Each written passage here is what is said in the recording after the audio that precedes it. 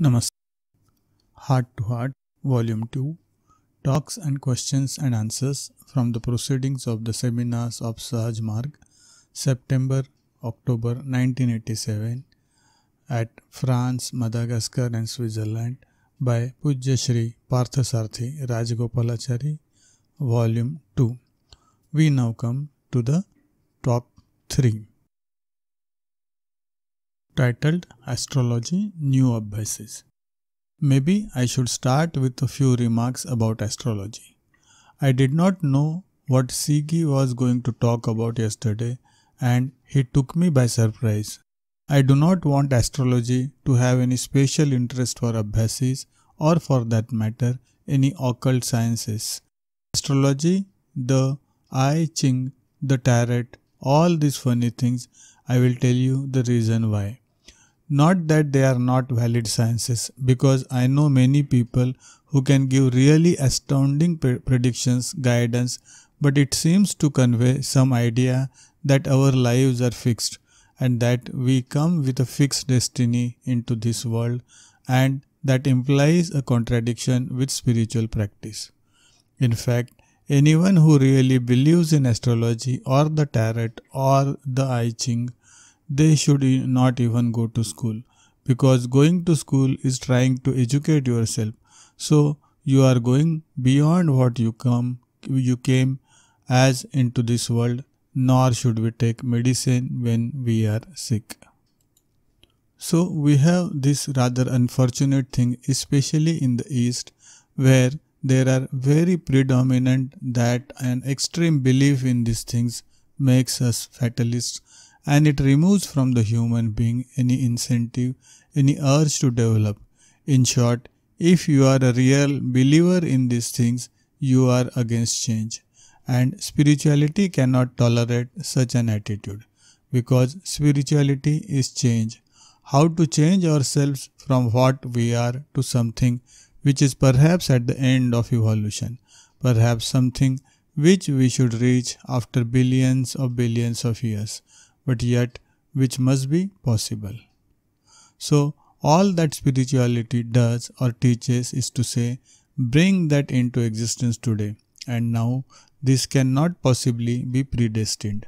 So we see how it goes against all these occult sciences. Of course, I am also a bit guilty in this matter myself, because I like to play with these things myself. And in fact, I remember Tom Whitlam once warned me in Malaysia in 1977, 10 years ago, because I had several sessions with the I Ching and the tarot and astrology, and there were open discussions about it. He told me, you are in a position where people will follow what you are doing, and if you take an open interest in these things, you are misleading the Abhyasis. So I am culpable in this respect because I do it as a hobby, nothing serious. I cannot possibly believe in it. It is like when we were driving here from Toulouse, I looked at the map and studied every road in France. What is there, what is here, what is going 011. I knew we were coming to X and then coming to, what is it, Bonacre or Bonascre? Question, Bonascre. Answer, some people say Bonascre. Question, it should be Bonascre. But I heard Mireille saying Bonacre. You say Bonacre or Bonascre. Question, Bonascre. Answer, anyway, we are here, it doesn't matter. So strictly, I could have just looked at the way from Toulouse and Bonascre, but I was looking at all the roads. Why not? So taking an interest in a superficial way, it is like looking at the road map, even to see the roads which I will never take. That is curiosity. But of course, there is this old English saying, curiosity killed the cat. So even curiosity should be within limits. Now curiosity is idle, it has no purpose, it has no meaning, whereas research or scientific inquiry has a purpose behind it. Now because I do some of these things, other people may be tempted to do that too. Yesterday evening, after our meditation, I had a meeting with a group of astrologers, and I will give you a short appraisal of what I told them last night. The first is, it is an indisputable fact that works. Nobody can dispute the fact that if your horoscope is correct, you can predict the future, and you can predict it very accurately, almost from second to second. But it depends on several factors. First, the horoscope must be perfectly accurate. 2. The person who is reading it must be a master of the science. 3. The astrologer must also be intuitive, going beyond the science, because they are dealing with the balance of forces which have to be intuitively balanced. You cannot weigh them in a balance and say this is 60 grams, this is 40 grams.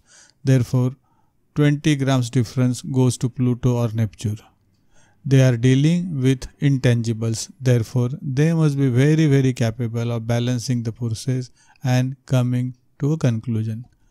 But the important fact astrologers forget, their clients also forget, if something is being done to change that person's life, astrology will fail, must fail. Now, the question can be asked, what does it work in the case of almost every individual? The reason is that however much a person may try to change his life himself, he cannot change himself. It is like trying to push a car from inside. Sitting inside the car, you cannot push the car. Therefore comes the amazing fact that a person may know all about his or her life but cannot change the details. I have also remarked on this before. I think in Vorov about a short story written by Ospensky. The title is The Strange Life of Ivan Osokin. It deals with a boy who is 21 who has quarreled with his mother, left his house, his father is dead, he is miserable, and then he thinks, if I had the chance to live this life all over again, I would live it in a very different way. At that moment a wise man comes, they walk together, they talk about these things, and the young man tells him, you are so wise, why don't you give me a chance to live my life again? The wise man laughs, he says, my son, you can never do it, you will need somebody else to change your life. This boy says, oh come on, don't tell me this story, I am sure I can do it. Now I know all the mistakes I have committed and why I am going to commit them again. The wise man says, sorry, I cannot do it, but there is a magician living just down the lane. If you go to him, he will help you. So the boy goes to the magician and says, why don't you help me to live this life all over again? I want to change it. The magician tries to dissuade him. He says, it is not possible that you can ever change your life yourself. But the boy begs, he pleads, give me one chance. So the magician takes some powder, mutters something, puts it in a brazier of fire. There is a flash of lightning, and this boy is back in the cradle as a baby. Then the fascinating story, this boy grows up and becomes the boy slowly, and every time something happens, this boy feels it has happened before, deja vu. Every time he doesn't know it, but he feels it. It seems as if this has happened before. He quarrels with his mother, he feels he has quarreled with her before. He throws something at his father, he feels he has done this before.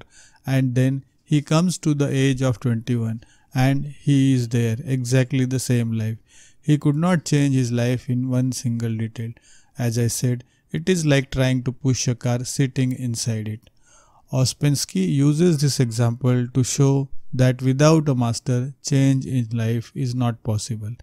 This is why even the most well-intentioned of us who know what we are doing, why we should do it and not do it, you find when circumstances are going again and again in the same way, you are powerless to change them.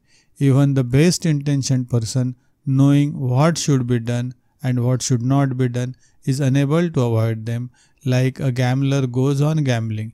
It is not that he does not know he is going to lose money. A drunkard goes on drinking. It is not as if they are ignorant of the consequences. They have no choice. So in this fashion, astrology is fixing our life and it must be accurate from birth to death. Three factors must be there: accurate horoscope, perfect astrologer, and a person who is unwilling to change himself or herself. Then astrology must work, does work. Even if you are trying to change yourself by education, by culture, by going to therapy, nothing will work because of this very important fact that you cannot change your life yourself. Now what happens? We come to a master. We are not trying to change ourselves anymore. He is changing us. He is a master. How can astrology work anymore for us? Now, this was where I had the first problem with my master and with astrology, because many things did work. Most things did work according to astrology still. So I asked my master, how is this possible?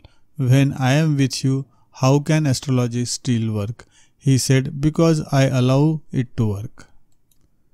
I do not interfere with nature except when necessary. So I asked him, when it is necessary that you should interfere with nature?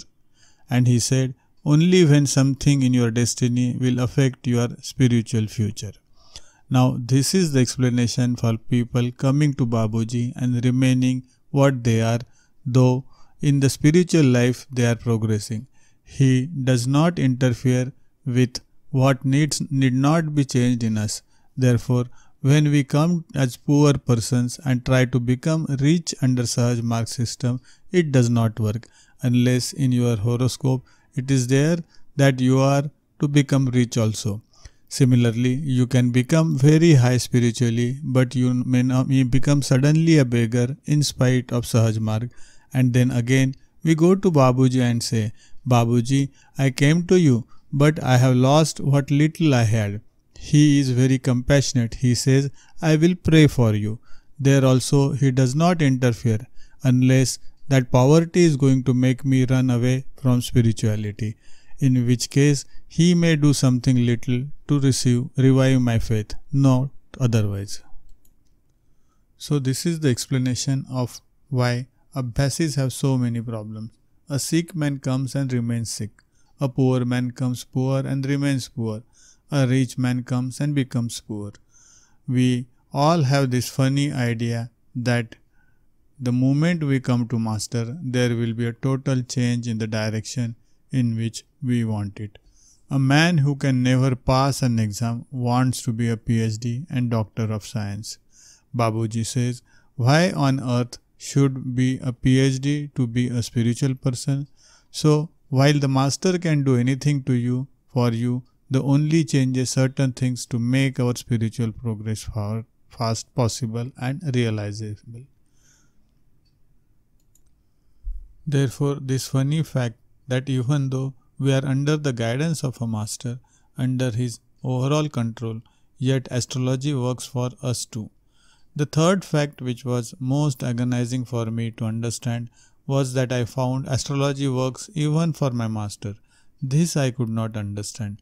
After all, he is the master, and it implies, at least we understand it in that way, that he is master of his own destiny. And when he was sick and astrologers could predict when he would have an operation, even when he would pass away, I was stunned. Normally, for me, it should have broken my faith in spirituality and in my master. Fortunately, he had explained it to me much earlier. Some of you might know one of his sons committed suicide in his own house. I asked Babuji why he could not prevent it. He told me two things: that every day he had this thought he should take away the gun and put it somewhere where it could not be reached. But even as this thought came into his mind, he forgot it. So I asked, how is this possible that you want something and it didn't happen? He said, it was the requirement of nature. Then I asked him, could you not have stopped it? He said, not against nature. I don't interfere with the nature unless it is essential. I said, your own son, and you didn't interfere? He said, if I interfere only for my son, what about the other sons who are going to commit suicide elsewhere? A master cannot think of his son and other people's sons separately. Then I asked him, "Are you subject to the forces of nature yourself?" In his usual fashion, he avoided giving an answer, but I was persistent, and so he told me, "Even I permit nature to act." And then he added one sentence which I think everybody should realize, that the one who makes the law should be the first servant of the law.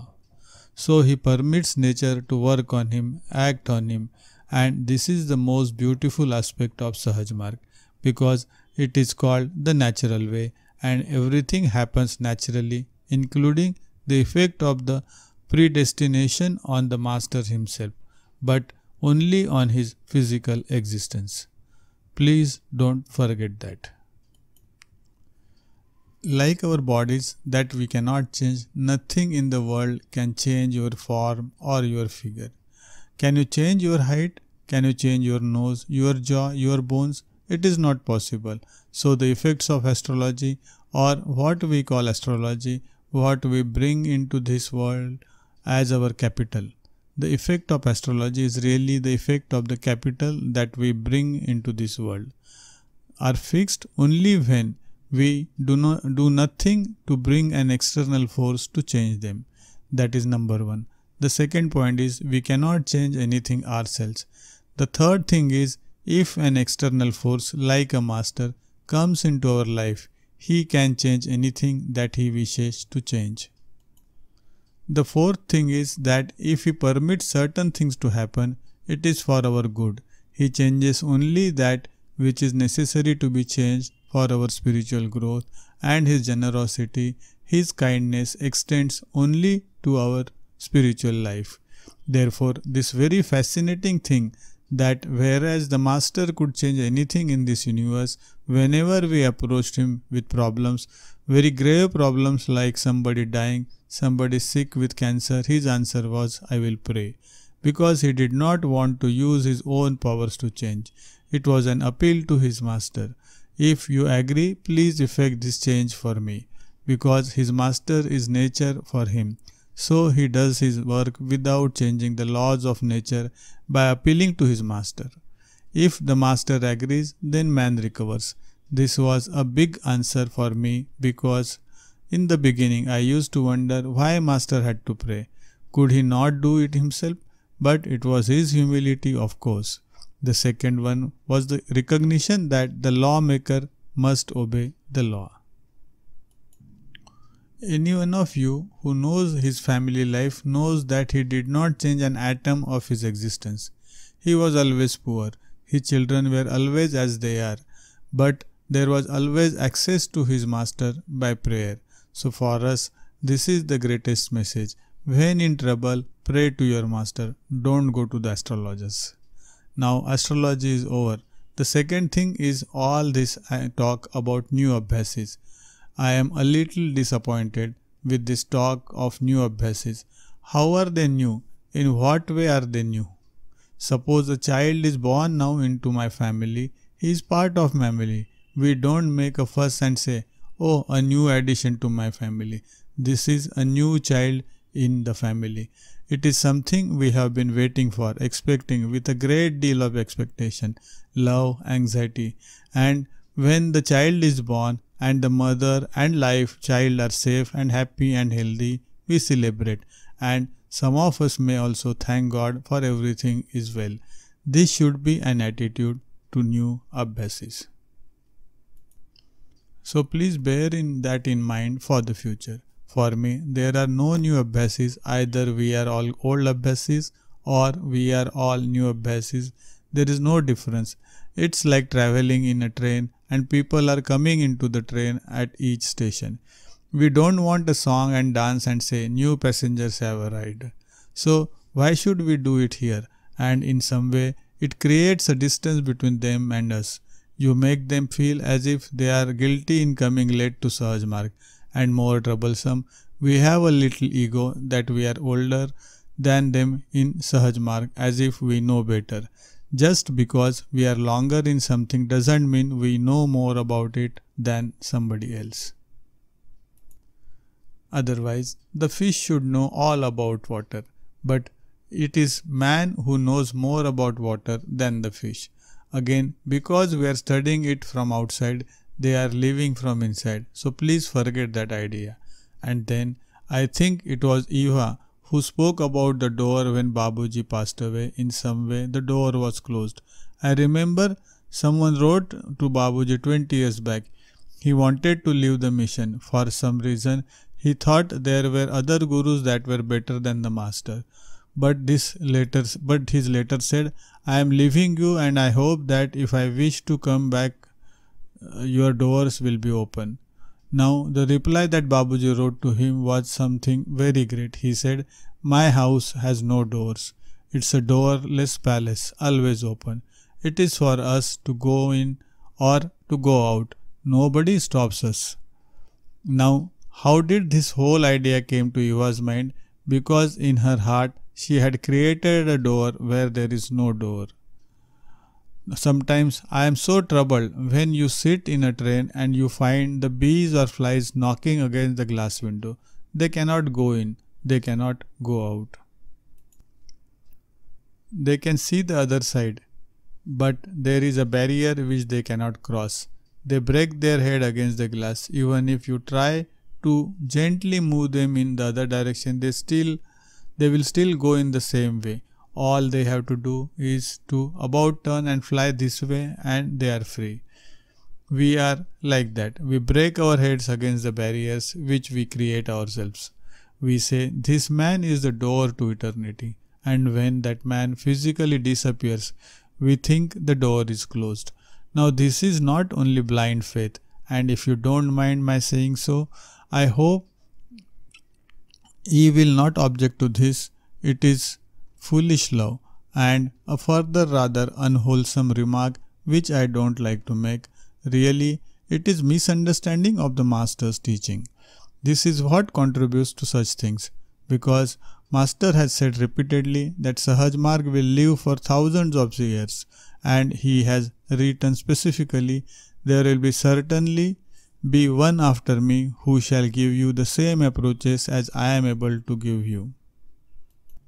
So people have either not understood what Babuji has written, or their rather foolish love has made them deliberately close their eyes to the truth, with the result they have blocked their own doors.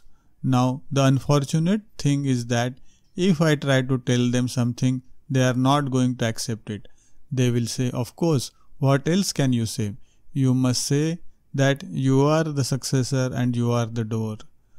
What else can you say? So I have to keep my mouth shut and pray for them, which seems to work because one or two people have changed in this way.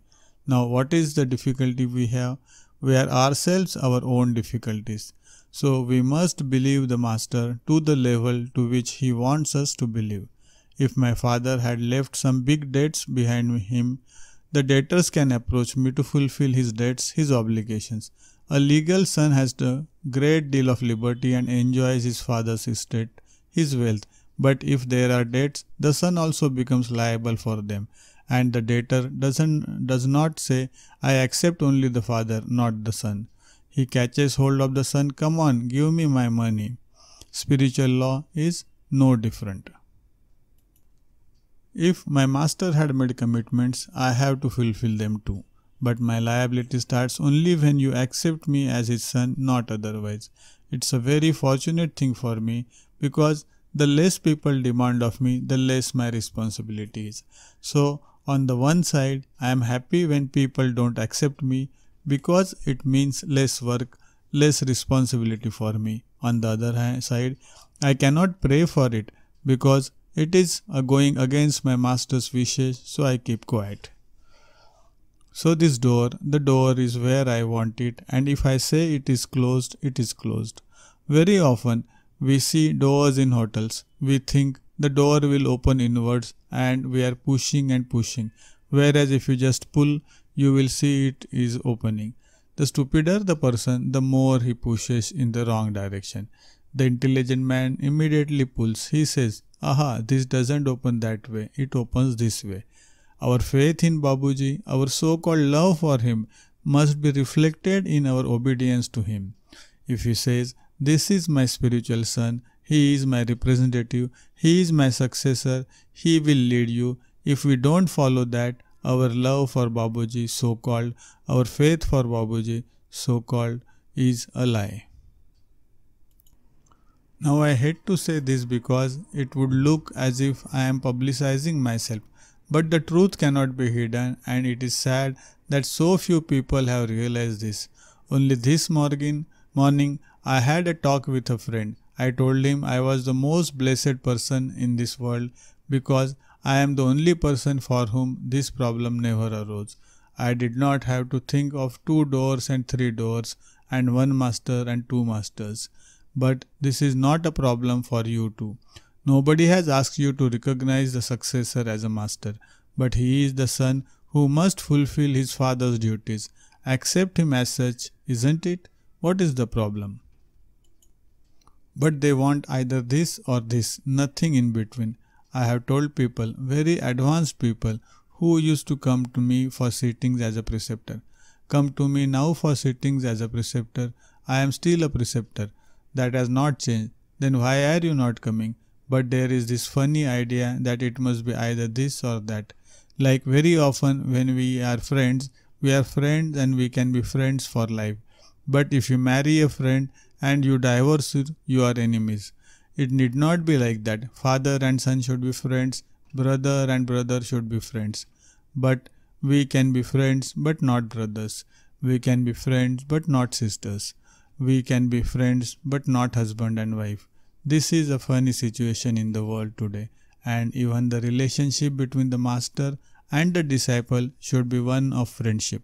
Friendship means total trust and love without any doubt in it, and the ability to confide in each other and the ability to ask for help without any shyness or withdrawal. From a true friend, we can ask anything. A father cannot ask his son for a car. Normally it is not possible, but you can telephone a friend and tell him, "I want your car. Can you send it for 2 days?" He will oblige. Now we have all these relationship, but the friendship is lacking in all of them. And I have said this so often in the past. In the Sufi tradition, the master is called a friend. When the master is coming on a visit, they don't say the master is coming, they say the friend is coming. I asked Babuji once why this was so. He said, only a friend will give his life for you, and only one who can give his life for you is worth being called a friend. Husbands rarely give their lives for their wives. Even in Europe, if there is a fire in a hotel, I am sure the men run out first. I am sure even in Germany they won't wait to say "bitte schön" for the famous "but a friend will die for you." So let us try to be friends. Forget all this brotherhood talk. It is a shameful thing that while we are talking of brotherhood, there is no real brotherhood. Our brotherhood is a lie. Excuse me for saying it. Why? Because we assume we are already brothers and sisters and not working to establish a brotherhood. So from today, please try to realize the truth of this and really try to make this a brotherhood. First, by bringing friendship into our relationship. Ripple must trust me. I must trust Ripple. How can you come and tell your problems unless you can trust somebody? Now you have this confession in a church. It was a failure because there was no trust between the priest and the confessor. It became degenerated into ritual. One man sitting here, another man sitting here inside a curtain, and this man says, "I did this and this and this." And the priest says, "In the name of the Father and the Son and the Holy Ghost, I absolve you of your." Now to my mind, this is very faulty thing the church did. Because in Sahaj Marg, where the master makes you undergo some of your sanskaras, there are two benefits. When we undergo our sanskaras, we become stronger. The second thing is, we don't do those things again which created the sanskar. So by allowing our sanskars to act, the master confers two enormous blessings among us, strengthens us and builds our character. But if every time a sinner comes and says, "Oh Father, I have sinned," and you say, In the name of the Father and the Son and the Holy Ghost, I absolve you. There is no impetus not to sin further. He goes away happily. Once every Friday he comes to confess, and the next week he is filling his book up with things he will confess next Friday. There is no character change. That is why Babuji said, true repentance means resolving not to commit the same thing again. Repentance cannot be by words, it must be by deeds. So that is the second great teaching of the Master. Forget all these funny things, forget the idea of guilt, forget the idea of sin. In Sahaj Marg, we don't have these things. The Master knows all. But then why do we have to go and tell the Master all these things? This is a question which faces every Abhyasi. He knows everything. Why should I have to go and tell him all about it? Now, it cannot be denied that he can know everything. To say that he knows everything is in some way not accurate. It is true but not accurate because the poor man does not want to know everything. What is there to know? So much of evil, so much of corruption, so much of sin, of vices, and so little of the beautiful. So why would he want to know these things? But undeniably, if he just opens his eyes, he can see everything, know everything. But why should we go and tell him? It means we are overcoming our shyness, we are overcoming our distrust of the man, and we are able to approach him with love and faith. And most important, it removes our egoism, you see, in the English sense, not the French sense, because it is egotism which makes us hold on to our secrets. So when we are able to approach the Master with love and faith, the egotism goes, and that is the door which we close all the time. So that was a very valuable talk by Eva yesterday. She said it in a very short and beautiful way. I have spoken unnecessarily lengthily about it. Now the third thing I want to talk about, I have seen many Abhyasis wasting time on telling us how they came to Sahaj Marg. It's really a waste of time, you see. We are all here in Bonask. We have come from many places. It's not interesting to know how we came here. Some came from the east, some from the west, some from the north, some from the south. What does it matter? The important thing is we are here. The more important thing is, having come here, what are we going to do with this opportunity? Will we go better than we came? This is what should concern us, you see. In another way, when we are talking about how we came here, we are thinking of the past, whereas we should be thinking of the future, because brooding over the past only strengthens the influence of the past on us. So in future, when Abhyasis speak, let them speak about experiences in meditation, their problems in meditation, but not about how they came to meditation. That is all I have to say for today. Please forgive me for making some remarks which I should not have made, but Eva provoked it. I am grateful to Eva for that. You see, it gave me an opportunity to speak about it. So, thank you. Here we conclude this talk. In the next narration video, we will talk about the next talk subject, work in remembrance. Thank you for listening.